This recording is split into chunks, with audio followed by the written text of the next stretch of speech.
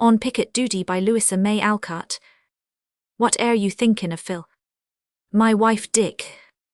So was I. Ain't it odd how fellows fall to thinkin' of thar little women when they get a quiet spell like this? Fortunate for us that we do get it, and have such gentle bosom guests to keep us brave and honest through the trials and temptations of a life like ours. October moonlight shone clearly on the solitary tree, draped with grey moss scarred by lightning and warped by wind, looking like a venerable warrior, whose long campaign was nearly done. And underneath was posted the guard of 4. Behind them twinkled many campfires. On a distant plain before them wound a road ploughed by the passage of an army strewn with the relics of a rout on the right. A sluggish river glided like a serpent, stealthy, sinuous, and dark, into a seemingly impervious jungle on the left.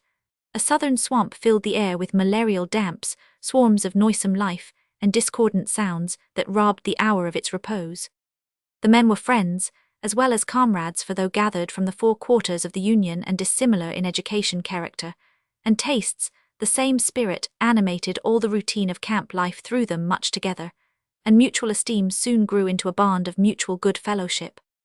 Thorn was a Massachusetts volunteer, a man who seemed too early embittered by some cross, for though grim of countenance, rough of speech, cold of manner, a keen observer would have soon discovered traces of a deeper, warmer nature. Hidden behind the repellent front, he turned upon the world, a true New Englander, thoughtful, acute, reticent, and opinionated, yet earnest withal, intensely patriotic, and often humorous despite a touch of Puritan austerity. Phil, the romantic chap as he was called, looked his character to the life, slender, swarthy, melancholy-eyed, and darkly bearded, with feminine features, mellow voice, and alternately languid or vivacious manners, a child of the South in nature, as in aspect ardent, impressible, and proud, fitfully aspiring and despairing without the native energy which moulds character and ennobles life. Months of discipline and devotion had done much for him, and some deep experience was fast ripening the youth into a man. Flint, the long-limbed lumberman from the wilds of Maine, was a conscript who, when government demanded his money or his life, calculated the cost and decided that the cash would be a dead loss, and the claim might be repeated, whereas the conscript would get both pay and plunder out of government, while taking excellent care that government got precious little out of him. A shrewd, slow-spoken, self-reliant specimen was Flint, yet something of the fresh flavour of the backwoods lingered in him still, as if nature were loath to give him up, and left the mark of her motherly hand upon him, as she leaves it in a dry, pale lichen on the bosom of the roughest stone. Dick hailed from Illinois, and was a comely young fellow, full of dash and daring, rough and rowdy, generous and jolly, overflowing with spirits, and ready for a free fight with all the world. Silence followed the last words, while the friendly moon climbed up the sky. Each man's eye followed it, and each man's heart was busy with remembrances of other eyes and hearts that might be watching and wishing as theirs watched and wished in the silence, each shaped for himself that vision of home that brightens so many campfires, haunts so many dreamers under canvas roofs, and keeps so many turbulent natures tender by memories which often are both solace and salvation.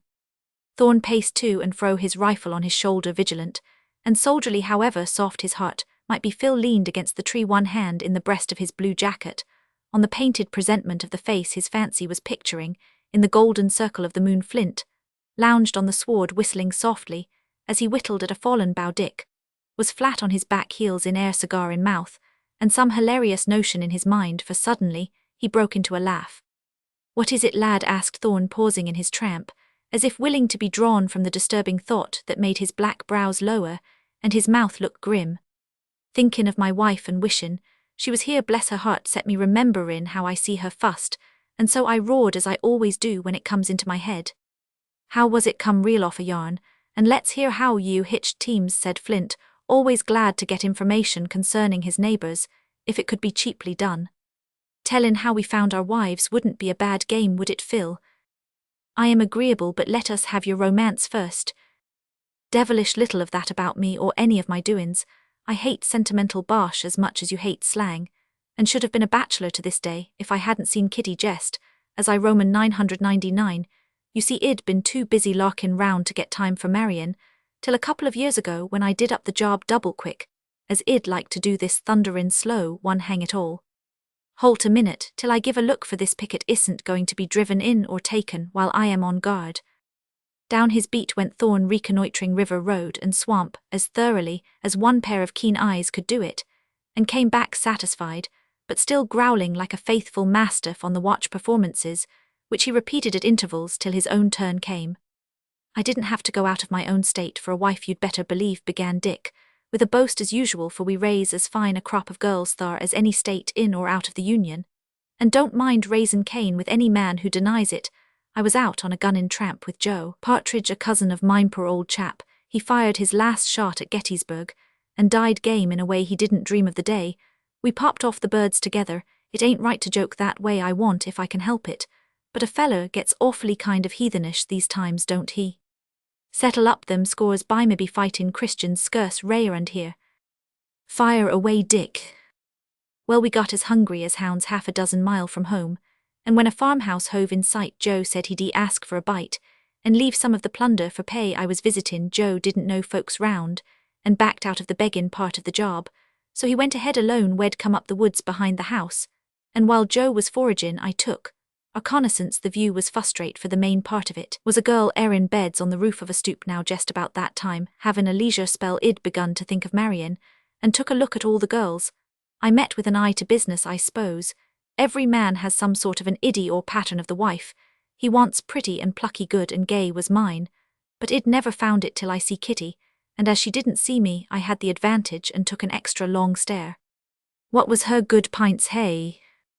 Oh well, she had a wide-awake pair of eyes, a bright jolly sort of a face, lots of curly hair tumblin' out of her net, a trig little figure, and a pair of the neatest feet and ankles that ever stepped. Pretty, thinks I. So far so good. The way she whacked the pillars, shook the blankets, and pitched into the beds was a caution, specially one blunderin' old featherbed that wouldn't do nothin' but sag round in a pig-headed sort of way that would have made most girls get mad and give up. Kitty didn't, but just wrastled with it like a good one till she got it turned, banged, and spread to suit her. Then she plumped down in the middle of it with a saucy little nod, and chuckled to herself, that tickled me mightily. Plucky. Thinks I better and better jest. Then an old woman came flyin' out the back door, callin', Kitty, Kitty, Squire Partridge's son's here, long with a friend, been gunnin', want luncheon, and I'm all in the suds. Do come down and see to 'em. Where are they? Says Kitty, scrambling up her hair and settlin' her gown in a jiffy, as women have a knack of doin', you know. Mr. Joe's in the front entry, the other man's somewheres round. Billy says waitin' till I send word whether they can stop. I darsn't till I'd seen you, for I can't do nothin', I am in such a mess, says the old lady. So am I, for I can't get in except by the entry window, and hell see me, says Kitty, gigglin' at the thoughts of Joe. Come down the ladder, there's a dear. I'll pull it round, and keep it stiddy, says her mother. Oh ma, don't ask me, says Kitty with a shiver. I am dreadfully scared of ladders, since I broke my arm off this very one. It's so high it makes me dizzy jest to think of. Well then, I'll do the best I can, but I wish them boys was to Jericho, says the old lady with a groan, for she was fat and hot, had her gown pinned up, and was in a fluster generally. She was goin' off rather huffy when Kitty called out, Stop ma, I'll come down and help you, only catch me if I tumble. She looked scared but stiddy, and I'll bet it took as much grit for her to do it as for one of us to face a battery. It don't seem much to tell of, but I wish I may be hit if it wasn't a right down dutiful and clever thing to see done. When the old lady took her off at the bottom with a good motherly hug, I found myself huggin' my rifle like a fool, but whether I thought it was the ladder or Kitty I ain't clear about. Good, thinks I, what more do you want? A snug little property wouldn't a been bad, I reckon. Well, she had it old skinflint, though I didn't know or care about it. Then what a jolly row she'd make if she knew I was tellin' the ladder part of the story. She always does when I get to it, and makes believe cry with her head in my breast pocket or any such handy place, till I take it out and swear I'll never do so agin. Poor little Kit, I wonder what she's doin' now. Thinkin' of me, I'll bet. Dick paused, pitched his cap lower over his eyes, and smoked a minute with more energy than enjoyment, for his cigar was out, and he did not perceive it. That's not all, is it? Asked Thorne, taking a fatherly interest in the younger man's love passages. Not quite. For long. Joe whistled, and as I always take short cuts everywhere, I put in at the back door jest as Kitty come trottin' out of the pantry with a big berry pie in her hand. I startled her, she tripped over the sill, and down she come. The dish flew one way, the pie flopped into her lap, the juice spatterin' my boots, and her clean gown I thought she'd cry, scold, have hysterics or some confounded thing or other, but she just sat still a minute, then looked up at me with a great blue splosh on her face, and went off into the good-naturedest gale of laughin' you ever heard in your life, that finished me gay. Thinks I go in and win, so I did. Made love hand over hand, while I stayed with Jo pupposed a fortnight after married her in 3 months. And there she is, a tip-top little woman with a pair of stunning boys in her arms. Out came a well-worn case, and Dick proudly displayed the likeness of a stout, much bejewelled young woman with 2 staring infants on her knee. In his sight, the poor picture was a more perfect work of art than any of Sir Joshua's baby-bodies or Raphael's Madonnas, and the little story needed no better sequel than the young father's praises of his twins, the covert kiss he gave their mother when he turned as if to get a clearer light upon the face. Ashamed to show the tenderness that filled his honest heart, he hummed Kingdom Coming while relighting his cigar, and presently began to talk again. Now then, Flint, it's your turn to keep guard and thorns to tell his romance. Come, don't try to shirk. It does a man good to talk of such things, and we're all mates here. In some cases, it don't do any good to talk of such things. Better let em alone, muttered Thorn, as he reluctantly sat down, while Flint as reluctantly departed. With a glance and gesture of real affection, Phil laid his hand upon his comrade's knee, saying in his persuasive voice, "Old fellow, it will do you good, because I know you often long to speak of something that weighs upon you. You've kept us steady many a time, and done us no end of kindnesses. Why be too proud to let us give our sympathy in return, if nothing more?" Thorn's big hand closed over the slender one upon his knee, and the mild expression so rarely seen upon his face passed over it as he replied, "I think I could tell you almost anything if you asked me that way, my boy. It isn't that I am too proud, and you're right about my sometimes wanting to free my mind, but it's because a man of 40 don't just like to open out to young fellows if there is any danger of their laughing at him, though he may deserve it. I guess there isn't now, and I'll tell you how I found my wife." Dick sat up, and Phil drew nearer, for the earnestness that was in the man dignified his plain speech, and inspired an interest in his history, even before it was begun, looking gravely at the river, and never at his hearers, as if still a little shy of confidence yet grateful for the relief of words. Thorn began abruptly, "I never hear the number 84 without clapping my hand to my left breast, and missing my badge. You know, I was on the police in New York before the war, and that's about all you do know. Yet one bitter cold night, I was going my rounds for the last time when, as I turned a corner, I saw there was a trifle of work to be done. It was a bad part of the city, full of dirt and deviltry. One of the streets led to a ferry, and at the corner an old woman had an apple stall. The poor soul had dropped asleep, worn out with the cold, and there were her goods left with no one to watch em. Somebody was watching em. However, a girl with a ragged shawl over her head stood at the mouth of an alley close by, waiting for a chance to grab something. I'd seen her there when I went by before, and mistrusted she was up to some mischief. As I turned the corner, she put out her hand and cribbed an apple. She saw me the minute she did it, but neither dropped it nor ran, only stood stark still with the apple in her hand till came up. "This won't do, my girl," said Roman. "One I never could be harsh with em. Poor things." She laid it back and looked up at me with a miserable sort of a smile that made me put my hand in my pocket to fish for a 9pence before she spoke. "I know it won't," she says. "I didn't want to do it, it's so mean, but I'm awful hungry, sir." "Better run home and get your supper then." "I've got no homes." "Where do you live?" "In the street." "Where do you sleep?" "Anywhere. Last night in the lockup, and I thought I'd get in there again if I did that. When you saw me, I like to go there, it's warm and safe." "If I don't take you there, what will you do?" "Don't know. I want to go over there and dance again as I used to, but being sick has made me ugly, so they won't have me, and no one else will take me because I have been there once." I looked where she pointed and thanked the Lord that they wouldn't take her. It was one of those low theatres that do so much damage to the like of her. There was a gambling den one side of it, an eating saloon the other, and at the door of it lounged a scamp I knew very well, looking like a big spider watching for a fly. I longed to fling my billy at him, but as I couldn't, I held on to the girl. I was new to the thing then, but though I'd heard about hunger and homelessness often enough, I'd never had this sort of thing, nor seen that look on a girl's face, a white pinched face. Hers was with frighted, tired-looking eyes, but so innocent she wasn't more than 16, had been pretty once I saw, looked sick and starved now, and seemed just the most helpless, hopeless little thing that ever was. "You'd better come to the station for tonight, and well see to you tomorrow," says Roman. "One, thank you, sir," says she, looking as grateful as if I'd asked her home. I suppose I did speaks kind of fatherly. I ain't ashamed to say I felt so, seeing what a child she was, nor to own that, when she put her little hand in mine, it hurt me to feel how thin and cold it was. We passed the eating house, where the red lights made her face as rosy as it ought to have been. There was meat and pies in the window, and the poor thing stopped to look. It was too much for her. Off came her shawl, and she said in that coaxing way of hers, "I wish you'd let me stop at the place close by, and sell this they'll give a little for it, and I'll get some supper. I've had nothing since yesterday morning, and maybe cold is easier to bear than hunger."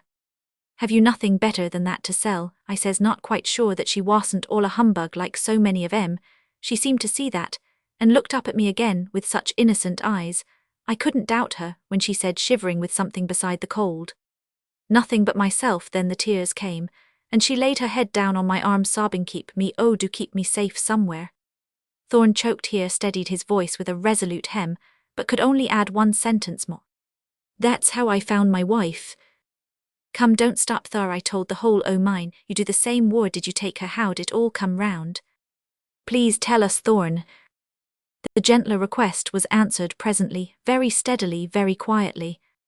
I was always a soft-hearted fellow, though you wouldn't think it now, and when that little girl asked me to keep her safe, I just did it. I took her to a good woman, whom I knew, for I hadn't any women belonging to me nor any place, but that to put her in. She stayed there till spring, working for her, keep growing brighter, prettier every day, and fonder of me.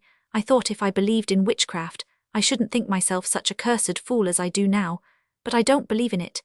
And to this day I can't understand how I came to do it. To be sure, I was a lonely man without kith or kin, had never had a sweetheart in my life, or been much with women since my mother died. Maybe that's why I was so bewitched with Mary, for she had little ways with her that took your fancy, and made you love her whether you would or no. I found her father was an honest fellow enough, a fiddler in the some theatre, that he'd taken good care of Mary, till he died, leaving precious little but advice for her to live on. She'd tried to get work, failed, spent all she had got, sick, and was going to the devil, as the poor souls can hardly help doing with so many ready to give them a shove. It's no use trying to make a bad job better. So the long and short of it was, I thought she loved me. God knows I loved her, and I married her before the year was out. Show us her picture. I know you've got one. All the fellows have, though half of 'em won't own up. I've only got part of one. I once saved my little girl, and her picture once saved me." From an inner pocket Thorn produced a woman's housewife, carefully untied it, though all its implements were missing but a little thimble, and from one of its compartments took a flattened bullet and the remnants of a picture. "I gave her that the first Christmas after I found her. She wasn't as tidy about her clothes as I liked to see, and I thought if I gave her a handy thing like this, she'd be willing to sew. But she only made one shirt for me, and then got tired, so I keep it like an old fool as I am. Yes, that's the bit of lead that would have done for me if Mary's likeness hadn't been just where it was. You'll like to show her this when you go home, won't you?" said Dick, as he took up the bullet while Phil examined the marred picture, and Thorn poised the little thimble on his big finger with a sigh. "How can I when I don't know where she is, and Kemp is all the home I've got?" The words broke from him like a sudden cry, when some old wound is rudely touched. Both of the young men started, both laid back the relics they had taken up, and turned their eyes from Thorn's face, across which swept a look of shame and sorrow too significant to be misunderstood. Their silence assured him of their sympathy, and as if that touch of friendlessness unlocked his heavy heart, he eased it by a full confession. When he spoke again, it was with the calmness of repressed emotion, and calmness more touching to his mates than the most passionate outbreak. The most pathetic lamentation, for the coarse camp phrases seemed to drop from his vocabulary. More than once his softened voice grew tremulous, and to the words "my little girl" there went a tenderness that proved how dear a place she still retained in that deep heart of his. "Boys, I've gone so far I may as well finish, and y'all see I am not without some cause for my stern looks and ways. Y'all pity me, and from you ill take the comfort of it. It's only the old story. I married her, worked for her, lived for her, and kept my little girl like a lady. I should have known that I was too old, too sober for a young thing like that. The life she led before the pinch came just suited her. She liked to be admired, to dress and dance, and make herself pretty for all the world to see, not to keep house for a quiet man like me. Idleness wasn't good for her, it bred discontent. Then some of her old friends who'd left her in her trouble found her out when better times came round, and tried to get her back again. I was away all day, I didn't know how things were going, and she wasn't open with me, afraid. She said I was so grave and hated theatres, so she got courage finally to tell me that she wasn't happy, that she wanted to dance again, and asked me if she mightn't. I'd rather have had her ask me to put her in a fire, for I did hate theatres, and was bred to others think there ain't no harm I do, and knew it was a bad life. Girl like mine, it pampers vanity, and vanity is the devil's help with such. So I said no, kindly at first, sharp and stern. When she kept on teasing, that roused her spirit. "I will go," she said one day. "Not while you're my wife," I answered back, and neither said any more, but she gave me a look I didn't think she could, and I resolved to take her away from temptation before worse came of it. I didn't tell her my plan, but I resigned my place, spent a week or more finding and fixing a little home for her out in the wholesome country, where she'd be safe from theatres and disreputable friends, and maybe learn to love me better. When she saw how much she was to me, it was coming summer, and I made things look as homelike and as pretty as I could. She liked flowers, and I fixed a garden for her. She was fond of pets, and I got her a bird, a kitten, and a dog to play with her.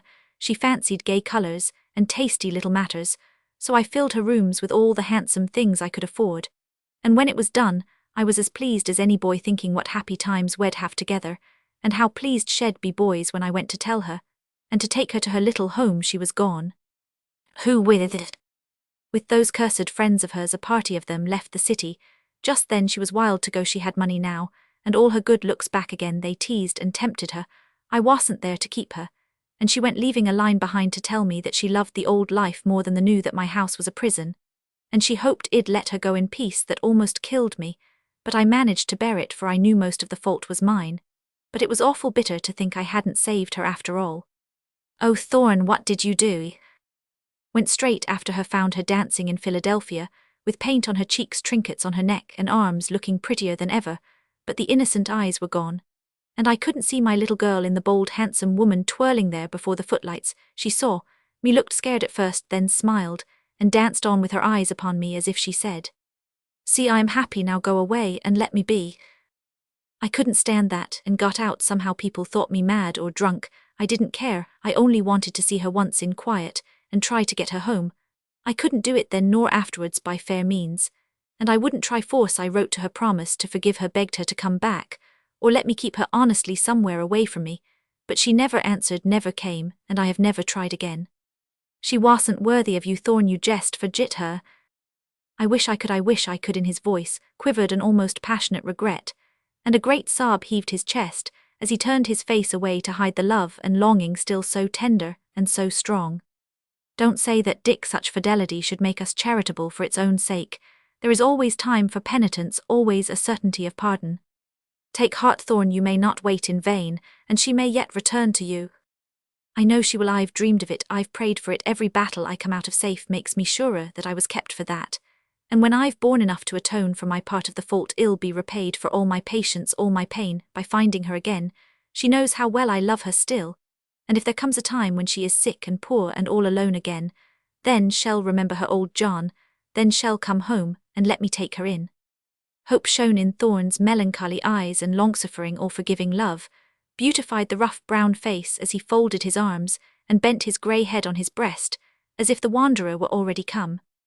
The emotion which Dick scorned to show on his own account was freely manifested for another as he sniffed audibly, and boylike drew his sleeve across his eyes, but Phil, with the delicate perception of a finer nature, felt that the truest kindness he could show his friend was to distract his thoughts from himself, to spare him any comments, and lessen the embarrassment which would surely follow such unwanted confidence.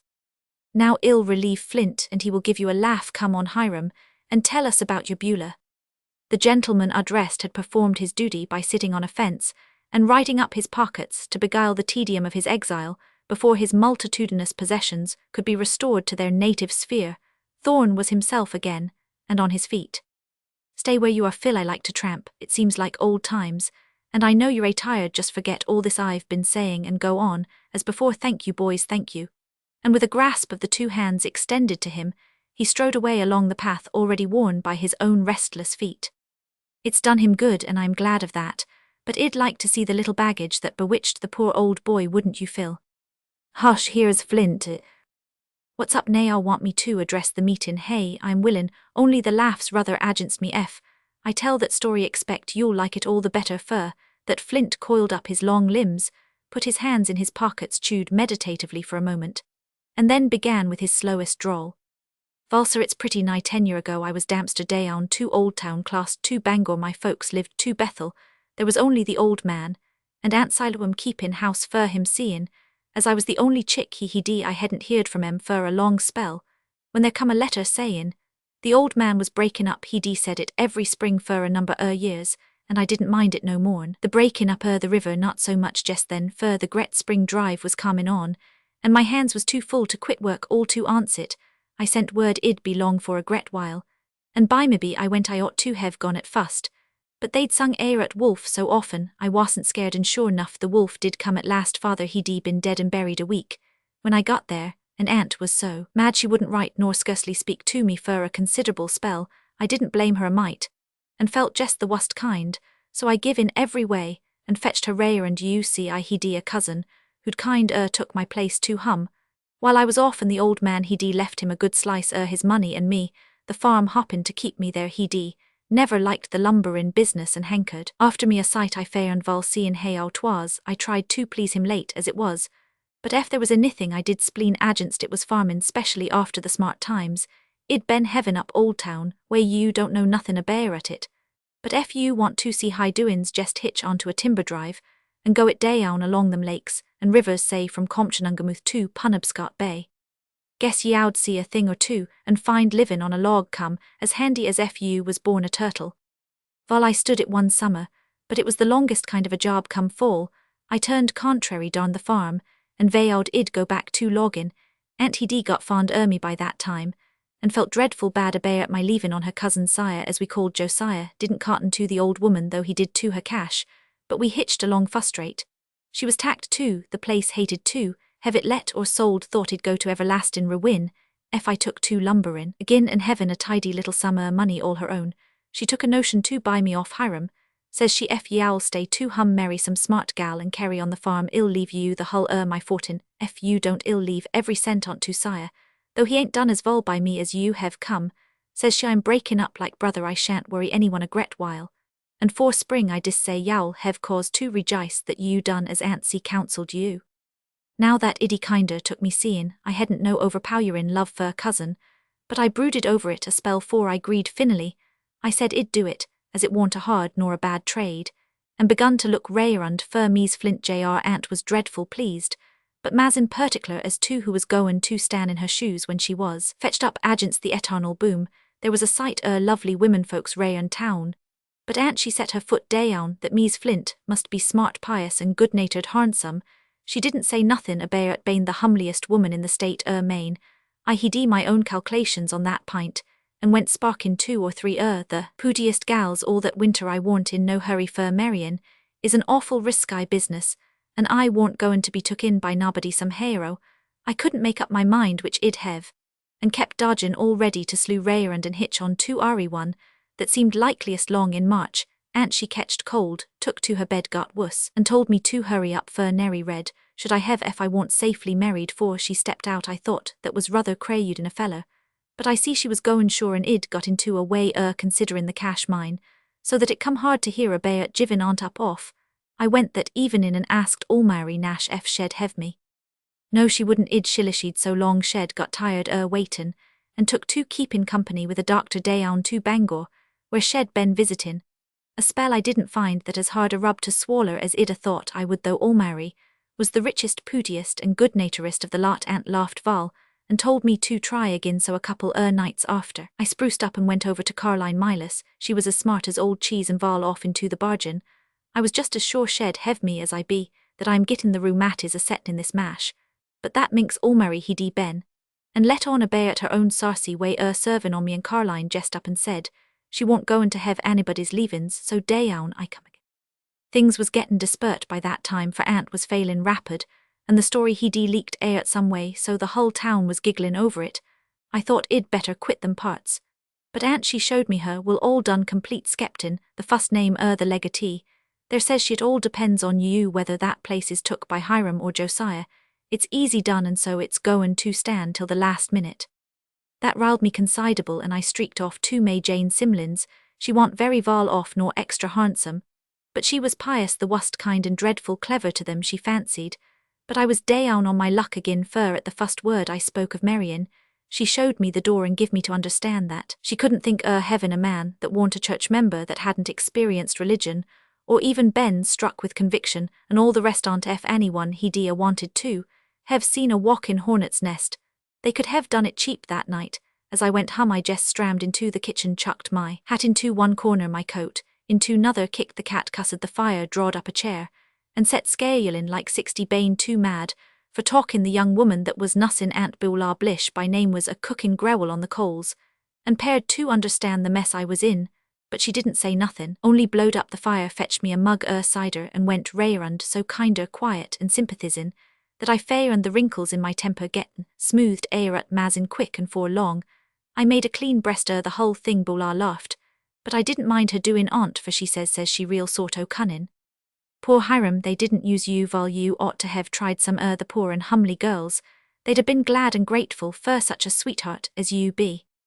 I was good-natured agin by that time, and I says laughin' along with her, "Vol, I've got 3 mittens, but I guess I might's vol have 'nother, and that will make 2 pair complete. Say, Beulah, will you have me?"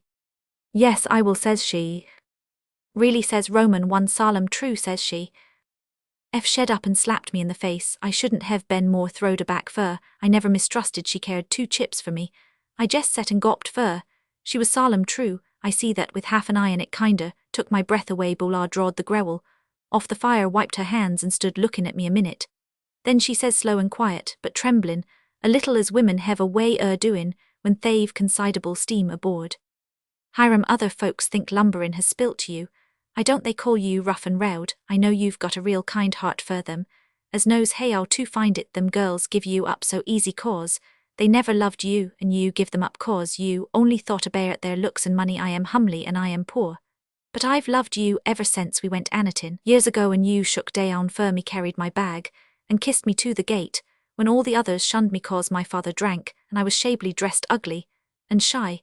You asked me in sport, I answered in earnest. But I don't expect nothin' unless you mean as I mean, like me, Hiram, or leave me. It won't make no odds in my lovin' you, nor helpin' you if I kin. 'Tain't easy to say hero, I felt while she was goin' on that way, but my iddies was tumblin' rayrund inside me, as if half a dozen dams was broke loose, all to onset. One thing was ruther stiddier, and the rest, and that was that I liked Beulah more'n I knew. I begun to see what kept me loopin' to hum so much sense Aunt was took down, why I want in no hurry to get them other gals, and how I come to pocket my mittens so easy after the fust rile was over. Beulah was humly poor in flesh, dreadful freckled, heady red hair, black eyes and a gret mold side her nose, but it got wanted to her. She knowed my ways, was a fust-rate housekeeper, real good-tempered and pious without flingin' aunt in your face. She was a lonely creetur, her folks bane all dead, but one sister who didn't use her val, and somehow I kinder yearned over her, as they say in scripter. For all I set and gawped, I was coming rayrund fast, though I felt as I used to when I was goin' to shoot the rapids, kinder breathless and answertin whether it'd come at right side up or not. Queer, warn't it? Love Flint, that was a sure symptom of it. Vol guess 'twas anyway. I jumped up all a sudden, catched Beulah rayrund the neck, give her a hearty kiss, and sung at ill do it sure as my name's High Flint. The words was scarcely at my mouth, 4 dayown come Dr. Parr. He'd been up to see Aunt and said she wouldn't last the night through, probably that give me a scarer, the wust kind, and when I told Doctor how things was, he says kinder jockin', "Better git married right away, then Parson Dill is to come and see the old lady, and hell do both jobs to onset." "Will you, Beulah?" says Roman. "One, yes, Hiram, to 'blige you," says she. With that I put it fur the parson, and the license got both, and was back in lesson half an hara, most tuckered with the flurry the whole concern quick as id been. Beulah he'd fair and time to whip on her best gayrun, fix up her hair, and put a couple white chrysanthemums into her handkerchief pin. Fur the fust time in her life she looked harnsome, leastways I thought so, with a pretty colour in her cheeks, somethin' brighter'n a laugh shinin' in her eyes, and her lips smilin' and tremblin', as she come to me and whispered sauced, none the rest could hear, "Hiram, don't you do it ef ye would ruther not. I've stood it a gret while alone, and I guess I can agin." Never you mind what I said or done about that, but we was married 10 minutes after for the kitchen fire, with Dr. Parr and a hired man fur witnesses, and then we all went up to Aunt. She was goin' fast, but she understood what I told her. He'd strength to fill up the hole in the will, and to say a kissin' Beulah, y'all be a good wife, and nairo you ain't a poor one. I couldn't help givin' a peek to the will, and there I see not Hiram Flint nor Josiah Flint, but Beulah Flint wrote every which way, but as plain as the nose on your face. "It won't make no odds, dear," whispered my wife peekin' over my shoulder. "Guess it won't," says I. Laird, "I'm glad, aunt, and it ain't a cent more'n you deserve." That pleased Aunt Ris me, Hiram, says she, and when id got her easy she put her old arms on my neck and tried to say, "God bless you, dear." but died a doin' of it, and I ain't ashamed to say I boohooed real hearty. When I laid her down fur, she was dreadful good to me, and I don't forget her in a hurry. How's Bula? Asked Dick after the little tribute of respect, all paid to Aunt Siloam's memory by a momentary silence. Frustrate that harum scarum venter mine was the best I ever made.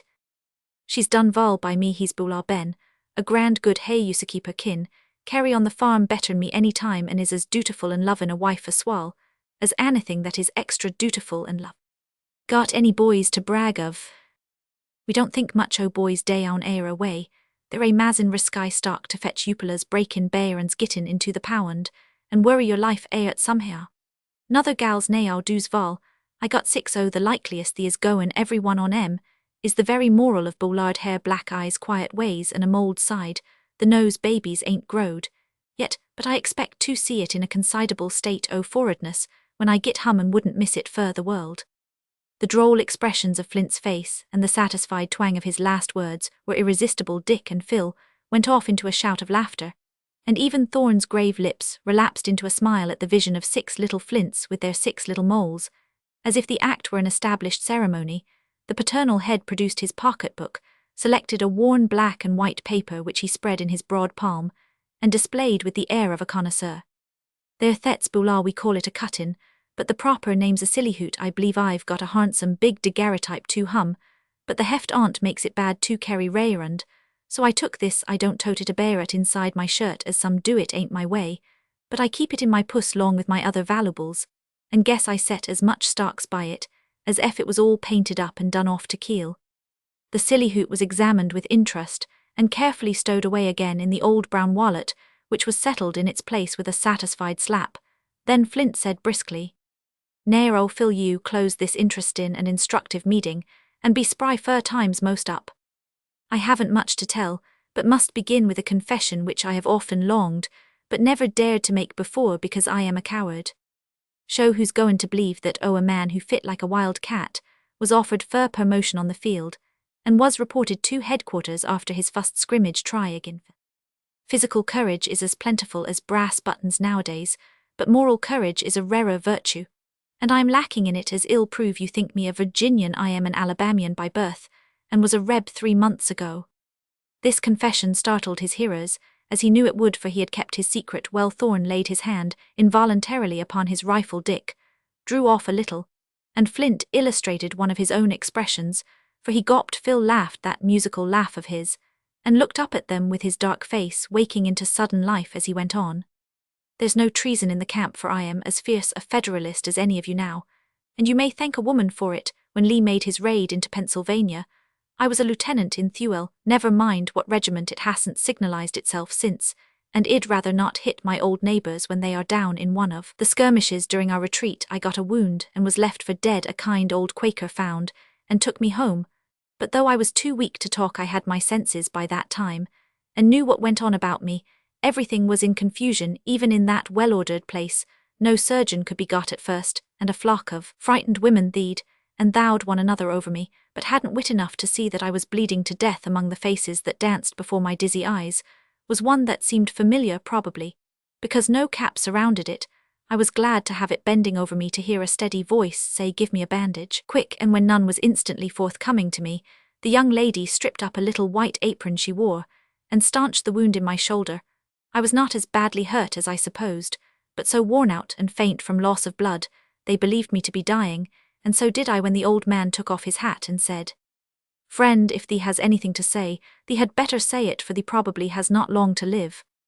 I thought of my little sister far away in Alabama, fancied she came to me, and muttered, 'Amy, kiss me good be.' The women sobbed at that, but the girl bent her sweet compassionate face to mine, and kissed me on the forehead. That was my wife. So you seceded from secession right away to pay for that lip service, hey?" "No, Thorne, not right away, to my shame be it spoken. I'll tell you how it came about. Margaret was not old Bent's daughter, but a Virginia girl on a visit, and a long one it proved, for she couldn't go till things were quieter. While she waited she helped take care of me, for the good souls petted me like a baby. When they found that a rebel could be a gentleman, I held my tongue, and behaved my best to prove my gratitude. You know, of course, I loved Margaret very soon. How could I help it? She was the sweetest woman I had ever seen, tender, frank, and spirited, all I had ever dreamed of, and longed for I did not speak of this nor hope for a return, because I knew she was a hearty unionist, and thought she only tended me from pity. But suddenly she decided to go home, and when I ventured to wish she would stay longer she would not listen, and said I must not stay, I should have gone before. The words were nothing, but as she uttered them the colour came up beautifully over all her face, and her eyes filled as they looked away from mine. Then I knew that she loved me, and my secret broke out half against my will. Margaret was forced to listen, for I would not let her go, but she seemed to harden herself against me, growing colder, stiller, statelier, as I went on, and when I said in my desperate way, "You should love me, for we are bid to love our enemies," she flashed an indignant look at me, and said, "I will not love what I cannot respect. Come to me, a loyal man, and see what answer I shall give you." Then she went away. It was the wisest thing she could have done, for absence did more to change me than an ocean of tears, a year of exhortations lying there. I missed her every hour of the day, recalled every gentle act, kind word, and fair example she had given me. I contrasted my own belief with hers, and found a new significance in the words honesty and honour, and remembering her fidelity to principle, was ashamed of my own treason to God, and to herself. Education, prejudice, and interest are difficult things to overcome, and that was the hottest fight I ever passed through, for, as I tell you, I was a coward, but love and loyalty won the day, and asking no quarter the rebel surrendered. "Phil Beaufoot, you're a brick," cried Dick, with a sounding slap on his comrade's shoulder. "A brand snatched from the burnin' hallelujah," chanted Flint, seesawing with excitement.